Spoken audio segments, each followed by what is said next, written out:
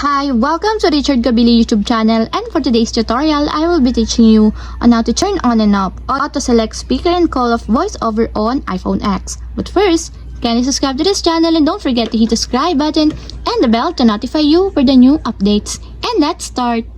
Using your iPhone X, from your home screen first, go to Settings. Then in the settings, scroll down and find the accessibility, then tap. Then in the accessibility, go to vision section and then tap the voiceover.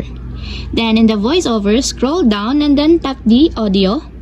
Then in this part in the audio, find the auto select speaker and call, and as you will see, there's a switch button located on the side of it. Then all you have to do is just tap it to enable until it becomes green. When the auto select speaker in call is enabled, during audio calls, automatically switch to the speaker when not holding your iPhone to your ear. And if you want to disable or turn up, just tap again the switch button, just like this. And that's it, we have successfully turned on and off auto-select speaker and call of voiceover on iPhone X. If you have a question, kindly comment down below and don't forget to hit the subscribe button and the bell to notify you for the new updates.